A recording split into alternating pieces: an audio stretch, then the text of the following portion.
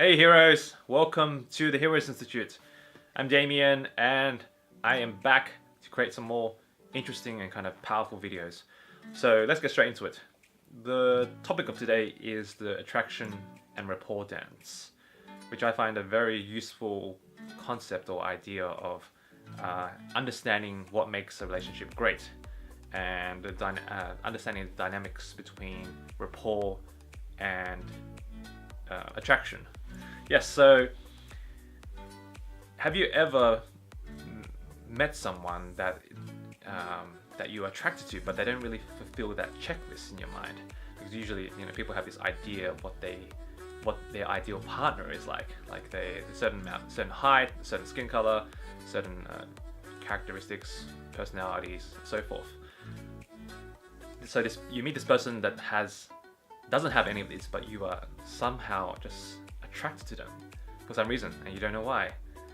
And similarly, or conversely, you meet someone that fulfills every single box on your checklist. They're certain height, make a certain amount of money, a certain type of looks, like a certain amount of attractiveness. However, you're not attracted to them, and you're like, what's going on? I met my dream person, and I'm not attracted to them. So yes, what's really going on is this. It goes back to the old cliched adage that opposites attract. However, there's more to this adage than most people kind of know of. It's like half of the equation.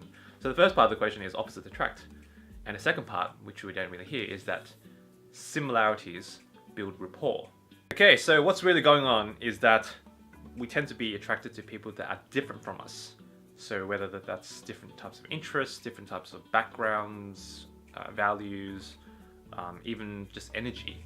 So masculine energy tends to be attracted to feminine energy because it's so different, it's opposite, and that's what creates attraction. Because it's interesting when someone's different from us, because if they're the same, it's kind of like, yeah, nothing special. It's exactly the same as me. Yeah. Anyway, so on the other hand, we have similarities. So similarities create rapport. So we like to be around people that are similar to us because it creates that sense of familiarity. It's like your family, you share the same family. It's like you're familiar with them, and then it's like, oh, I feel safe because they're part of my tribe. And even your friends are usually people that are very similar to you because you share the same interests. You might go to the same school, same workplace. That it creates a sense of familiarity and rapport and connection because you share this similarity. So what I'm trying to get at is that sexual attraction is created by differences, whereas love and connection is created by similarities. Now, of course, relationships are all different. Some people might be in relationships where there's so many similarities, and then other relationships might be full of differences, yet they still manage to have a relationship. And it's really about your personal preference, or both people's preferences to differences and similarities, because human beings are extremely complicated and they have different kind of tendencies. But if you think about it, it's really about this dance between similarities and differences. So you can't have too many differences and you can't have too many similarities, because if you have too many differences, then you create conflict, and conflict is detrimental to most relationships. Because when you argue, there's a tendency that you might just break it off and destroy the relationship. So differences can create this kind of destructive energy, where similarities can create the opposite effect, which is agreeableness, or it's just similarities create this kind of smooth energy, because when you are too similar, when you're very similar, you just get along, and it's like, wow, it's great, everything, we just get along. But as you can imagine, if it's too similar, you can also destroy a relationship as well, because it gets boring. There's no passion. It's like okay. Let's use the example of watching a movie. The reason we watch movies is because we want to see conflict. This conflict is the essence of all drama. And like, if you watch a movie and everyone just gets along, it's like, why did I watch that movie in the first place? It's boring. It's like I could have just watched my own life. So human beings are essentially drawn to drama because it creates that conflict, and conflict leads to, hopefully leads to resolution, and that means essentially growth. So yeah, we like drama. Like we like other people's drama. We don't like our own drama because it's like, oh, it's horrible, you know. I'm arguing all the time. I'm stressed out and so forth. We don't like drama in our own lives, but we like drama in other people's lives. But at the same time, we need a bit of drama in our own relationships because it makes it interesting. Like you wouldn't, you know, you watch, as I said, you watch movies for the drama. Because it's exciting. It's like, oh, how did they overcome this? How did they become better? How did they get to their goal? And to an extent, that's what we all want. That we all want to grow and reach these new plateaus of, you know, awesomeness in our life, or whatever you want to call it, greatness. But we don't really want to experience the pain associated with the conflict associated with drama. And by the same token, we don't want to be in relationships where it's just too smooth, even though we think we want it. But if it's too smooth, it's like it becomes boring, and no one watches a movie when it's just everyone gets along. You know, have you ever watched a movie where you're like, wow, everyone just gets along, it's awesome? No, you know, it's like, oh, where's the drama? As you can imagine, we need both elements to create this dynamic relationship where it's dynamic enough to have enough passion, and it's smooth enough to create that rapport and make it long lasting. I mean, you can't be arguing all the time, and you can't be agreeing all the time. That would just be horrendous. Like, it'd be destructive in both sides, you know, completely imbalanced. You argue too much, and the relationship is over. And it's too agreeing all the time, then it's just too boring, and there's a lack of passion. So let's take an example of what makes a great relationship. So let's just say you are you're having a huge argument with your partner, and this argument arises from a difference in opinion, values, belief, or something, okay? Now, there's two kind of choices you have. Essentially two choices. You can either solve it, or you can run away from it, or avoid the conflict.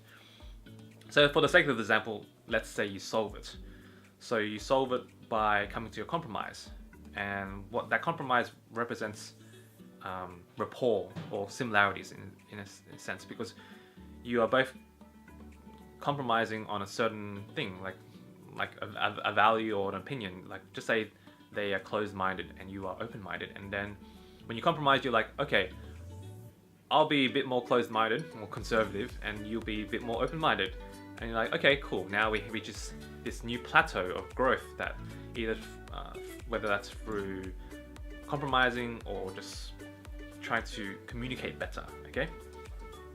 So, but in the end of the day, you both become better as a result of becoming similar, you know? So you go from a difference to a similarity. Now the problem is, if you're on this plateau of for too long, there is a tendency to become complacent or stagnate, you know. And as I mentioned before, if you're too similar and everything's too smooth, you will eventually decline without even realizing.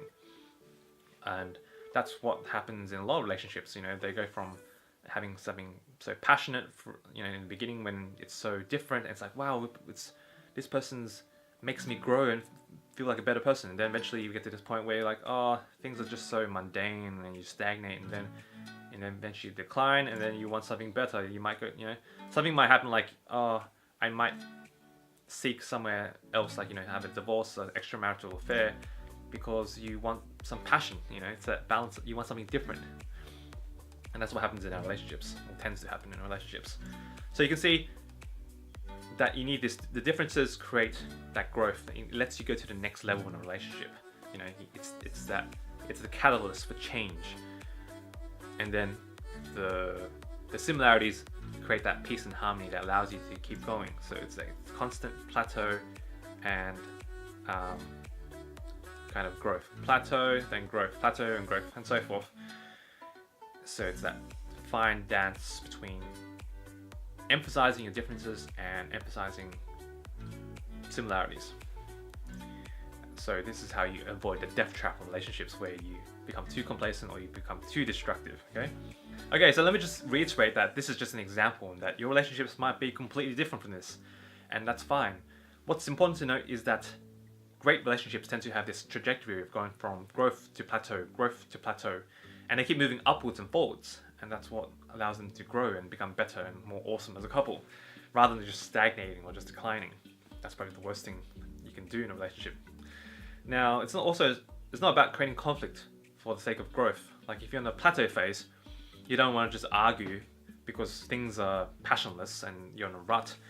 That would just be like a drama queen, you know? They want to create attraction and passion through just arguing for the sake of arguing.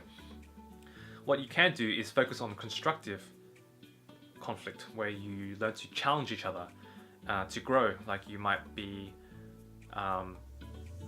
teaching them something that you know, and they can teach you something that they know, and that creates that's emphasizing the differences that lead to growth.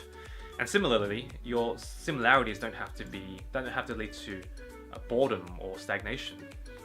You can share a hobby together, an interest together that allows you to grow. For instance, if you are running, you might be like, okay, I'm going to beat you this race and you try to beat me. If I beat you, then you have to do this for me. If you beat me, I have to do this for you. You make it fun, you make it challenging rather than destructive, rather than just creating conflict out of things. So great relationships they emphasize certain parts of the spectrum. They know when to emphasize the differences, they know when to emphasize the similarities, and it's that dynamic interplay of this push-pull dynamic, this push-pull kind of thing that happens when you're just like constantly shifting from both sides. This dance that happens that creates growth in a relationship, and that's the most important thing, rather than just focusing just on too many differences or too many similarities.